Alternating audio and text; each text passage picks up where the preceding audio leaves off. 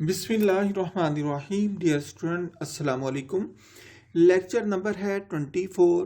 Course title linear algebra. Topics जो आज हम स्टडी करेंगे वो है dot product, orthogonal set, orthonormal set, theorem plus example. हम इनकी बात करेंगे। तो सबसे पहले हम देखते हैं डॉट प्रोडक्ट और इनर प्रोडक्ट। डॉट प्रोडक्ट का दूसरा नाम स्टूडेंट इनर प्रोडक्ट भी है। ये पहले आप जो इससे पहले आप डॉट प्रोडक्ट स्टडी कर चुके हैं वो सिर्फ आप उस वक्त करते थे जब वेक्टर के 3 कंपोनेंट होते थे। यहाँ हम फिजिक्स वाले वेक्टर की बात नहीं कर रहे, यहाँ हम उस वेक्टर की बात कर रहे हैं जो कि मैट्रिसेस के अंदर होते हैं। आप जानते हैं कि मैट्रिसेस के अंदर हम रो वेक्टर या कॉलम वेक्टर को वेक्टर भी कहते हैं। मतलब ऐसा मैट्रिक्स जिसके अंदर एक रो हो उसको वेक्टर कहते हैं। ऐसा मैट्रिक्स जिसके अंदर एक कॉलम हो उसको भी वेक्टर कहते हैं। तो हम इन वेक्टर की बात करेंगे। यहां पर जो कंपोनेंट होंगे इसके n कंपोनेंट होंगे। ठीक है, तो स्टूडेंट यहां पर हम बात करते हैं द डॉट प्रोडक्ट और inner product of n vectors.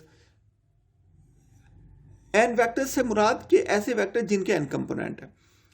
a is equal to a1, a2, a3 up to so on an and b is equal to b1, b2, b3 up to so on bn।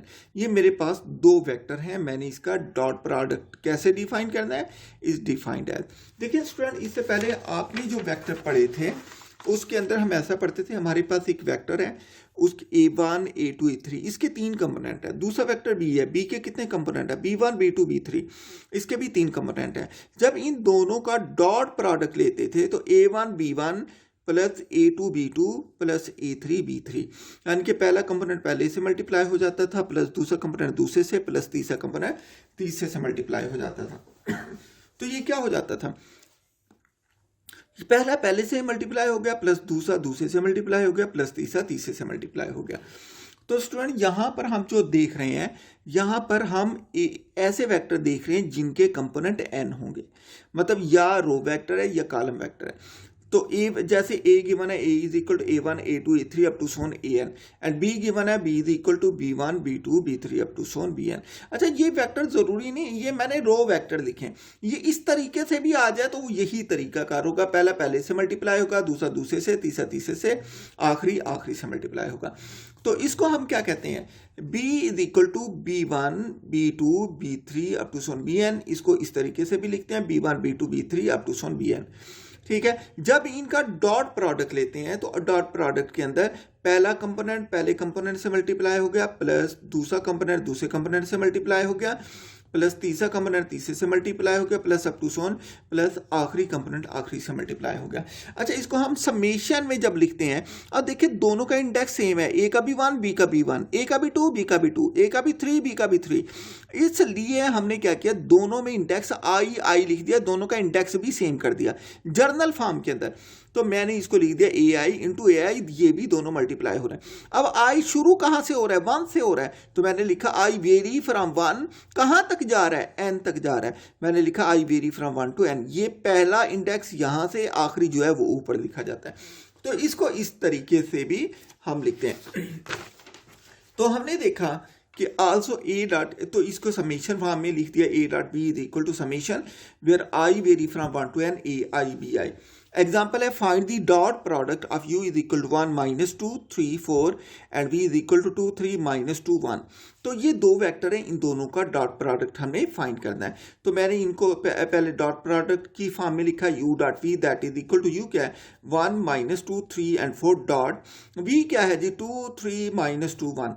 तो पहला पहले से, यहाँ u dot v वैसे रहा, पहला component पहले से मल्टीप्लाई हो गया 1 इंटू 2 प्लस दूसरा कंपोनेंट माइनस 2, इसका दूसरा कंपोनेंट 3, ये दोनों मल्टीप्लाई हो गए प्लस तीसरा कंपोनेंट इसका 3 है, इसका कंपोनेंट माइनस 2 है, ये दोनों मल्टीप्लाई होके ऐड हो गए प्लस लास्ट कंपोनेंट 4 है, इसका लास्ट कंपोनेंट 1 है, ये दोनों मल्टीप्लाई हो गए।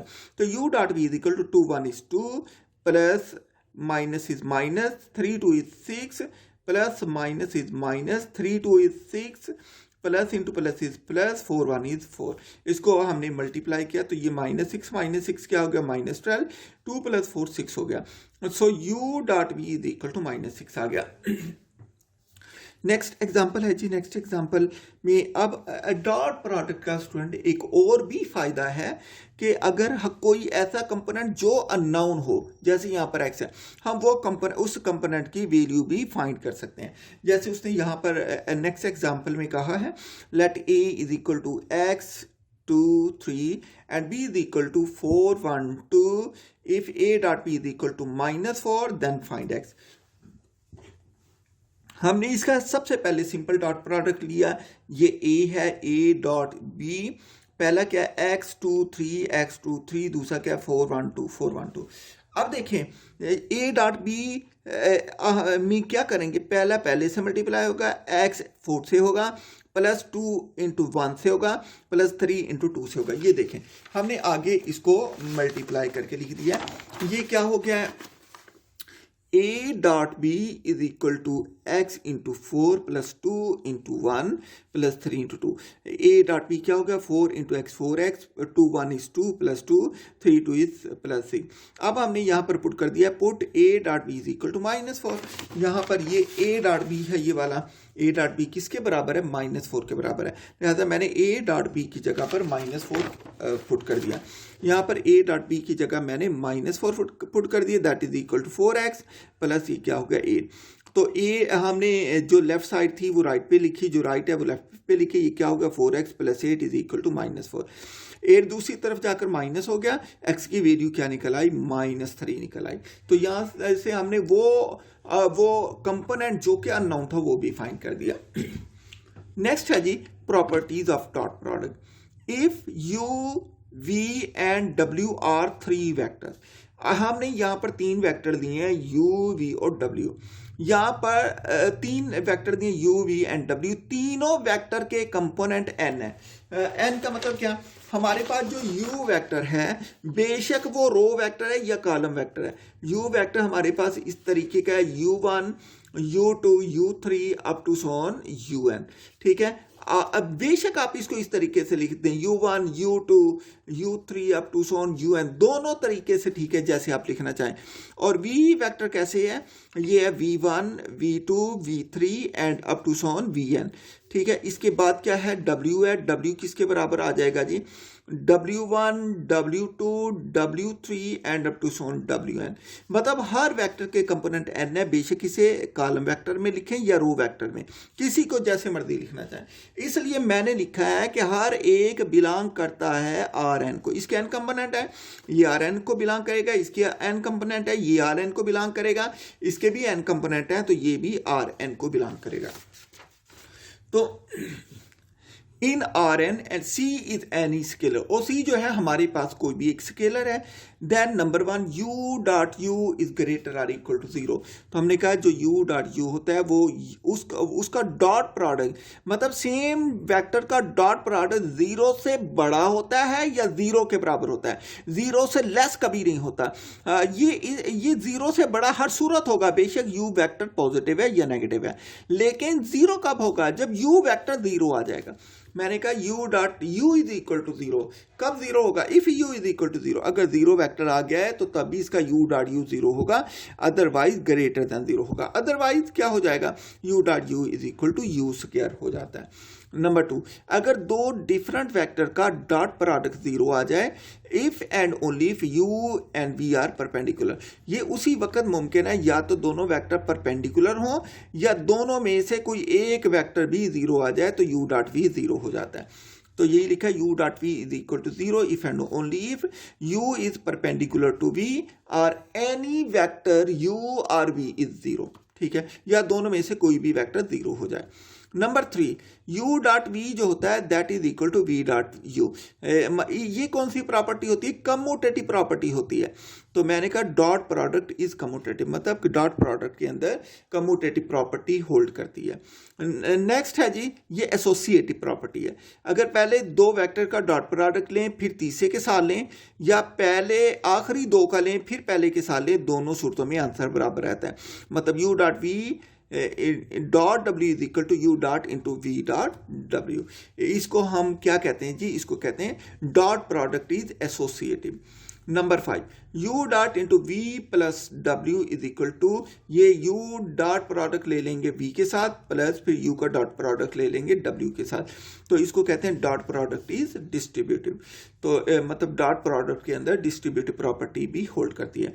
Number 6 for any scalar c, कोई एक स्केलर c हो जाए उसको पहले u से मल्टीप्लाई कर दें फिर v के साथ डॉट प्रोडक्ट लें, या पहले आप उसे c को v से मल्टीप्लाई कर दें फिर u के साथ डॉट प्रोडक्ट लें, या आप ऐसा करें पहले दो वेक्टर u और v का डॉट प्रोडक्ट ले लें फिर c से मल्टीप्लाई कर दें।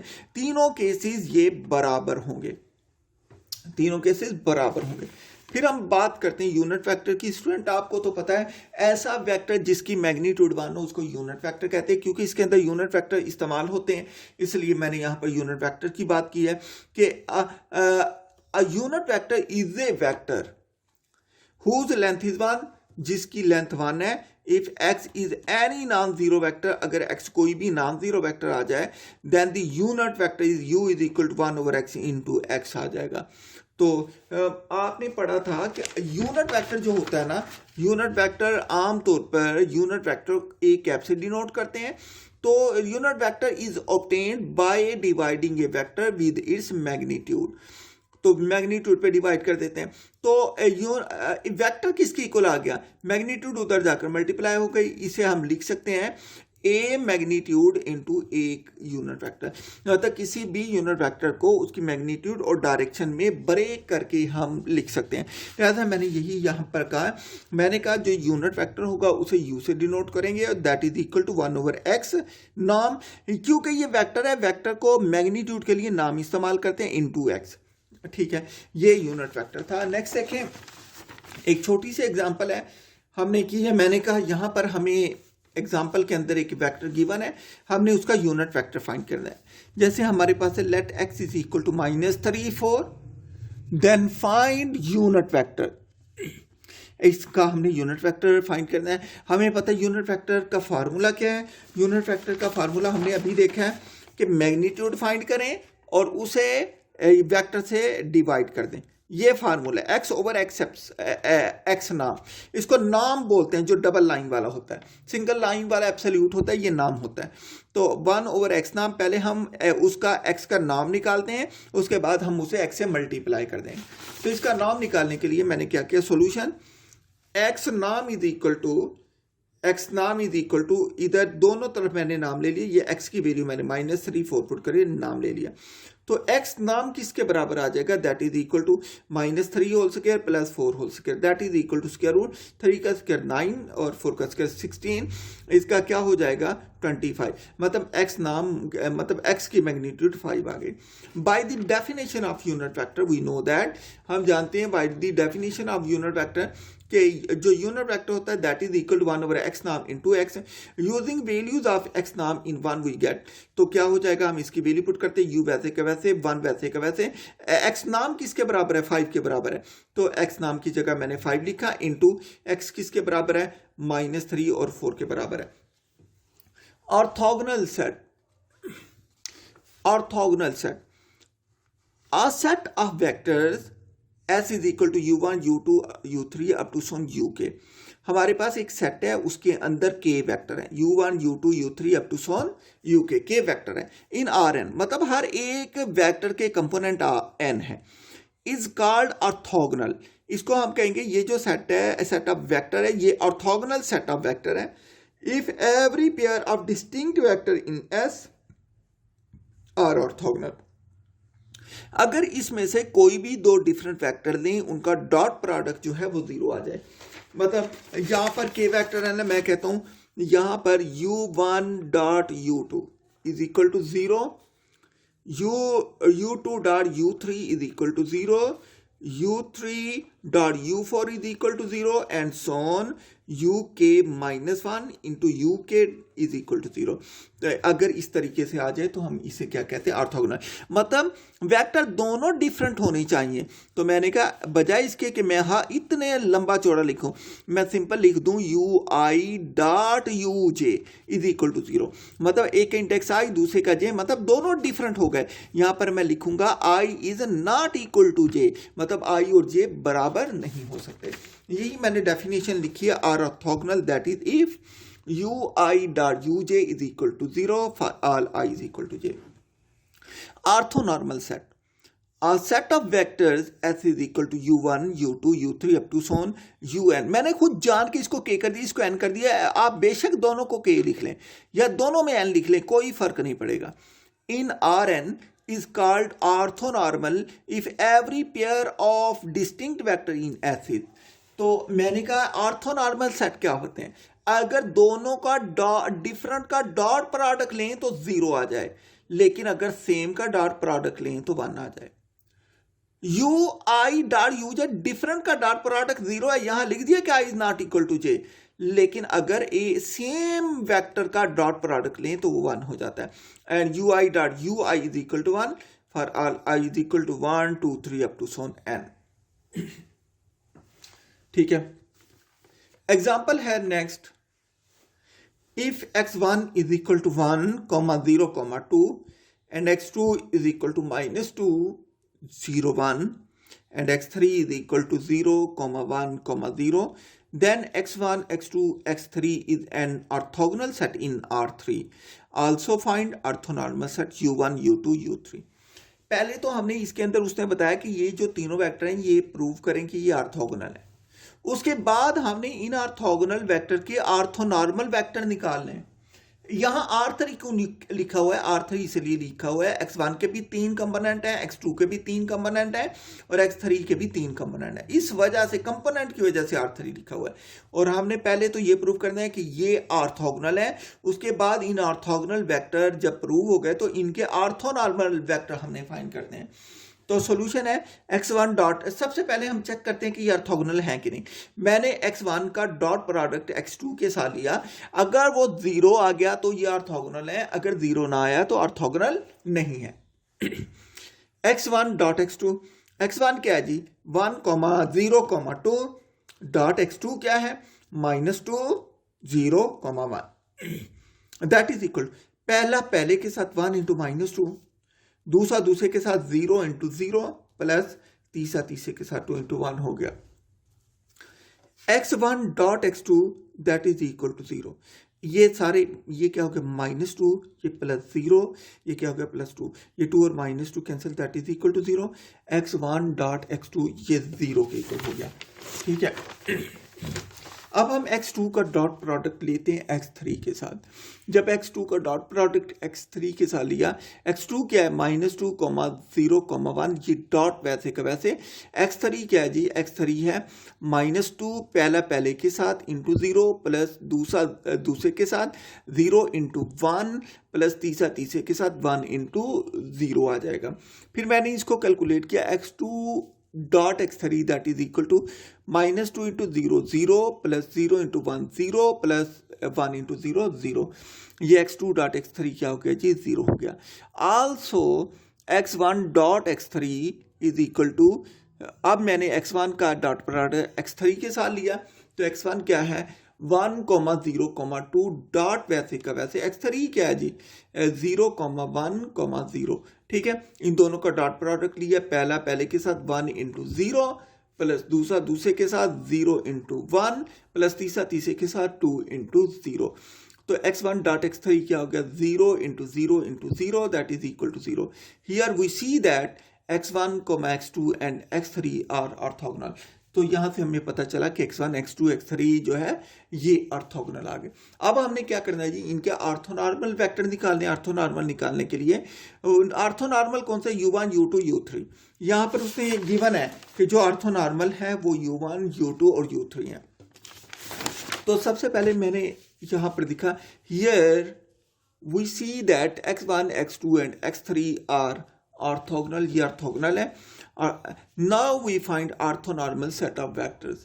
अब हम क्या फाइंड करते हैं, orthonormal set of vector find करते हैं। U1 क्या हो गया, U1 ऑर्थोनॉर्मल वेक्टर है x1 और उसकी मैग्नीट्यूड के मैंने डिवाइड कर दिया। x1 क्या है जी, 1,0,2 इसका डिवाइड के इसकी मैग्नीट्यूड से इसी के नाम की शक्ल में ली हो, दैट इज इक्वल 1,0,2। जब मैग्नीट्यूड लेते हैं स्क्वायर रूट के अंदर हर कंपोनेंट का स्क्वायर आ जाता है, 1 square plus 0 square plus 2 square. इसके बाद U1 इज इक्वल टू 1,0,2 इसका मैग्नीट्यूड लिया 1 प्लस 0 प्लस 4 स्क्वायर रूट, ये क्या आ जाएगा 1 ओवर स्क्वायर रूट 5 इंटू 1,0,2 आ गया। ठीक है, U1 क्या हो गया 1 over square root 5 into 1,0,2। Similarly U2 find कर लें। U2 किसके बराबर है, x2 ओवर x2 नाम, x2 क्या है -2,0,1 और इसका मैग्नीट्यूड -2,0,1 का नाम ले लिया, that is equal to into -2,0,1 divided by square root -2 whole square plus 0 whole square plus 1 whole square. तो U2 किसके इक्वल आ गया, U2 हमारे पास आगे कैलकुलेट करने के बाद 1 ओवर स्क्वायर रूट 5 इंटू -2,0,1। अब U3 फाइंड करते हैं। U3 भी बिल्कुल ऐसे ही फाइंड करेंगे हम U3 is equal to x3 over x3 नाम, x3 क्या 0 1,0 डिवाइडेड बाय नाम 0,1,0। इसे कैलकुलेट किया तो इसकी हमारे पास U3 क्या आ गया 0,1,0। ये वही वेक्टर आ गए दोबारा, क्योंकि ये ऑलरेडी ऑर्थोनॉर्मल था इसलिए ये बरकरार रहा है। तो यहां पर हमने लिखा है यार s is equal to U1, U2, U3 that is equal to U1 की वैल्यू मैंने यहां पर पुट कर दी। U1 किसके बराबर है, ये पहला U1 के बराबर 1 over square root 5 into 1,0,2, U2 क्या 1 ओवर स्क्वायर रूट 5 इंटू -2,0,1। इसके बाद U3 क्या है into 0,1,0 is orthonormal set of vector. ये ऑर्थोनॉर्मल सेट ऑफ वेक्टर हो जाएगा। नेक्स्ट जी, इसको अगर आप चेक करना चाहें तो आप इसको चेक करके देख सकते हैं, मैंने यहाँ पर चेक करके दिखा दिया है।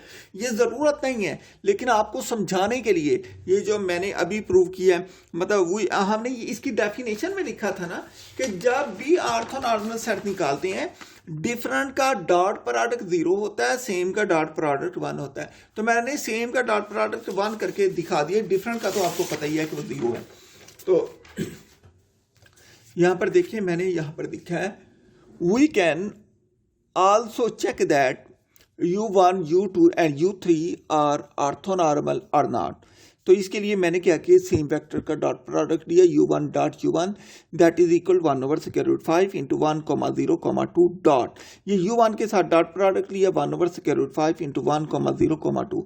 तो ये क्या हो गया, ये भी 1 ओवर स्क्वायर रूट 5 है, ये भी 1 ओवर स्क्वायर रूट 5 है, इसका मैंने स्क्वायर ले लिया 1 over square root 5 whole square. इसका क्या किया, इन दोनों वेक्टर का डॉट प्रोडक्ट ले लिया।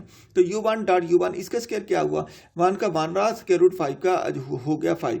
ये पहला पहले के साथ 1 इंटू 1, दूसरा दूसरे के साथ 0 इंटू 0 प्लस तीसरा तीसरे के साथ 2 इंटू 2 आ जाएगा।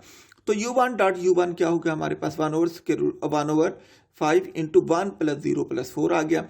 U1 dot U1 that is equal 1, ये 5 से 5 कैंसिल 1 आ गया।